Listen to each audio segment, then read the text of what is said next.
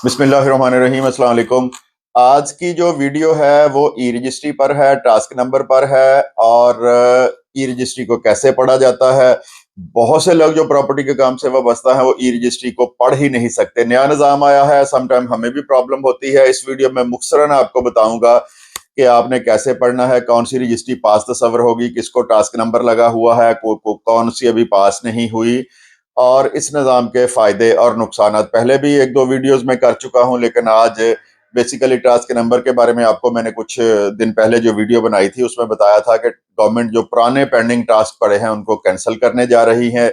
उस बारे में भी आपको अपडेट देता हूं और आपसे ये भी मैंने वादा किया था कि टास्क के मुतल्लिक भी आपको मैं एक अलहदा से वीडियो में बताऊंगा। तो लाजमी चैनल को सब्सक्राइब करें, और मालूमाती चैनल है। इंशाल्लाह हम में से 90% लोग जो हैं किसी न किसी तरीके से प्रॉपर्टी का काम करते हैं, तो ये वीडियोस उनके लिए फ्यूचर में या हाल में कभी भी फायदेमंद साबित हो सकती हैं। तो इसको वीडियो को शेयर भी कर दिया करें। तो फिजिकली मैं जाके ई रजिस्ट्री का एक मैंने स्केच अपने पास रखा हुआ है। कुछ चीजें उसमें से मैंने ऊपर से ब्लैक की हुई हैं। समटाइम ये इशू आ जाता है कॉपीराइट का, लेकिन आपको समझाने के लिए कुछ चीजें हैं जो मैं आपको बताऊंगा। ई रजिस्ट्री सिस्टम जो है ये नया शुरू हुआ है। पहले 1947 से जब से पाकिस्तान बना था हाथ से रजिस्ट्रियां लिखी जाती थी। उसके बाद कंप्यूटर आ गया, कंप्यूटर पे प्रिंट शुरू हो गई। मैनुअल सारा काम होता था, मैनुअल थंब उस पे लगता था, साइन होते थे और एक रजिस्टर से मैनुअल ही उसको नंबर लगाया जाता था और डॉक्यूमेंट कंप्लीट हो जाता था। नया दौर, नया निज़ाम, जिद्दत, उसको मद्देनजर रखते हुए अब इसको कंप्यूटराइज किया जा रहा है, बल्कि पौना अंक निज़ाम कंप्यूटराइज कर दिया है। तो उसमें जो नया निज़ाम इसमें आया है वो ई रजिस्ट्री है। 2 साल पहले तकरीबन इसको लॉन्च किया गया था। वीडियो के अगले हिस्से में इसके फायदे नुकसान की भी बात करेंगे कि इसमें क्या करप्शन रुकी है, क्या लोगों को मुश्किलात लोगों की आसान हुई हैं, तो उस बारे में भी बात करेंगे। तो इसमें यह है कि रजिस्ट्री प्रिंट नहीं करनी पड़ती। हमारे पास जब कोई बंदा आता है उससे हम फर्द पर फार्मा आईडी कार्ड और पैसे लेते हैं और उसके मुख्तलिफ जगह पे बैंकों में, पंजाब बैंक में पैसे जमा होते हैं। उसके बाद जो दूसरे कमर्शियल बैंक हैं एफबीआर के टैक्सेस वहां पे जमा होते हैं, कुछ तहसील से इंतकालात उस पर लगाए जाते हैं।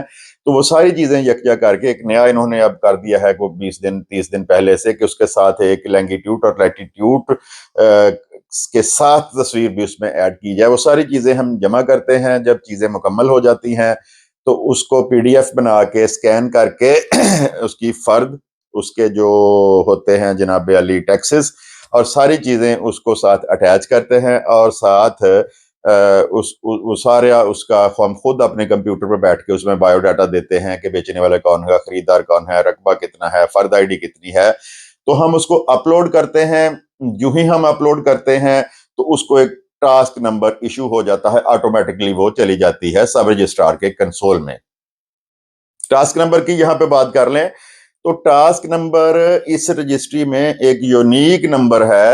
एक नंबर जो ही हम रजिस्ट्री अपलोड करते हैं एक नंबर इशू हो जाता है। हमने इंतकाल पास चेक करना है, उस नंबर से करना है। सब रजिस्ट्रार ने जब उसको फाइनल थंब लगाना है, वो टास्क नंबर उसने अपने कंप्यूटर पे खोलना है, तो वो पूरा यानी एक रजिस्ट्री को, एक डॉक्यूमेंट को वो यूनिक टास्क नंबर लग जाता है। उसको दूसरे लफ्जों में आप कह सकते हैं ट्रैकिंग आईडी कह सकते हैं।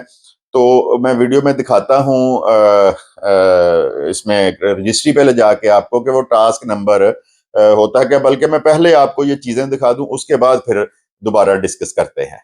जी, तो ये जो लिखा हुआ है आपने देख रहे हैं, ये टास्क नंबर है। चेक नंबर आ गया, रजिस्ट्री का तारीख आ गई, और ये जिस ऑपरेटर ने वो तस्वीर बनाई है ये उसका यहाँ पे आगे नाम आ जाता है।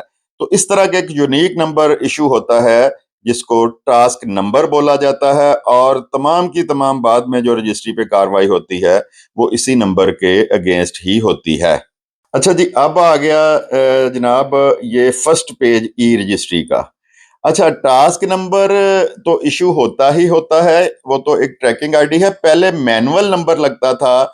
एक नंबर हर साल जब नया टैक्स ईयर शुरू होता था तो एक नंबर से सब रजिस्ट्रार ऑफिस उसको स्टार्ट करता था।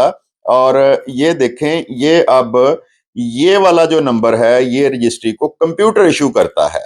اس میں نہ تو ڈیٹ چینج جس طرح وہ پرانا ہوتا تھا کہ کسی کا نام نکال دیا اس کی جگہ اور رجسٹری درج کرتی. فائدہ اس کا یہ ہے کہ یہ کرپشن کا سد باب ہو گیا. یہ لگا 2024 آ گیا اور یہ ایک اس کو نمبر ایشو ہو گیا. جس ڈیٹ کو بیان ہوئے یہاں پہ رقبہ آ گیا, یہ مالیت آ گئی اس کی. اس کے بعد تاریخ فیصلہ جب پاس ہوئی ہے یہ چیک نمبر آ گیا اور یہ فرد آئی ڈی آ گئی اس کی. یہ فرد آئی ڈی ہے, جو کمپیوٹرائز فرد ہے اس کی آئی ڈی یہاں پہ بھی آ جانی ہے.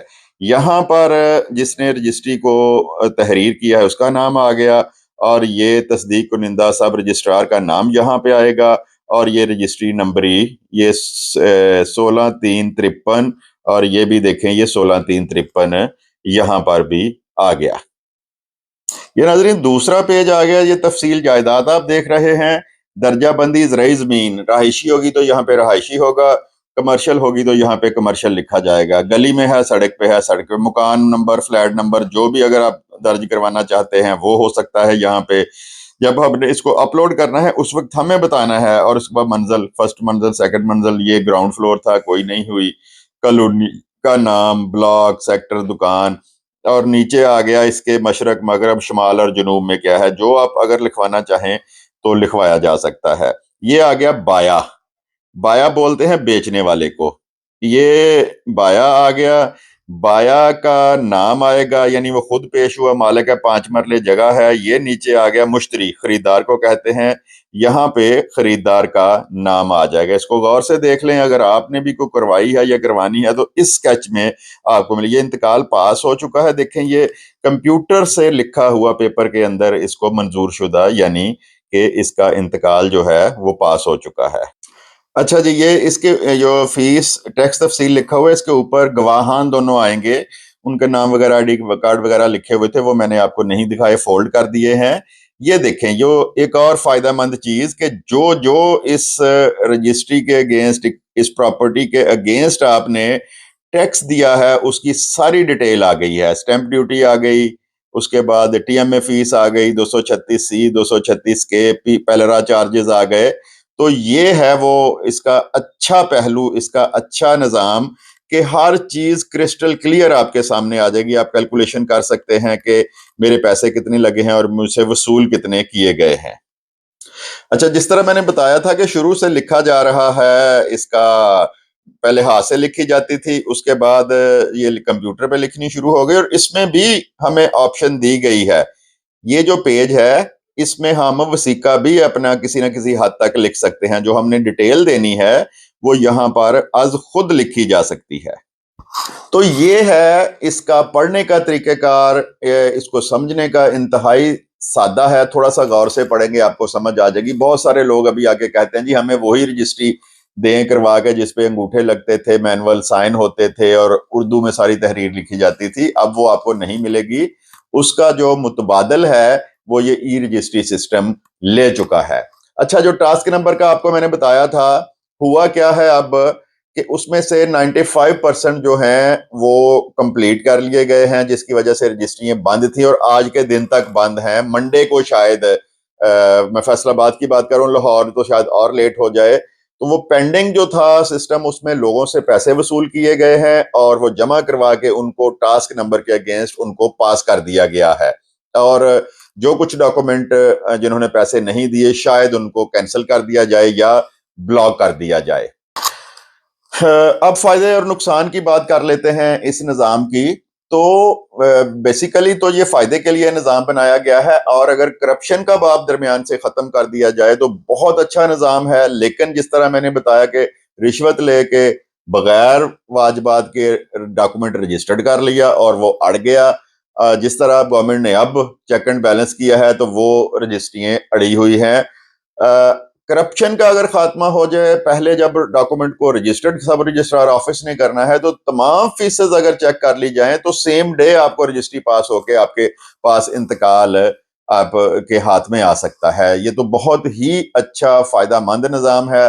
لیکن جس طرح ہمارے اداروں میں, ہمارے ملک میں, افسران میں کرپشن کوٹ کوٹ کر بھری گئی ہے, تو وہ اس میں بھی کوئی نہ کوئی چیز نکال لیتے ہیں. اس کا ایک ویک پوائنٹ یہ ہے کہ سسٹم آٹو اس کو ایکسیپٹ ہی نہ کرے.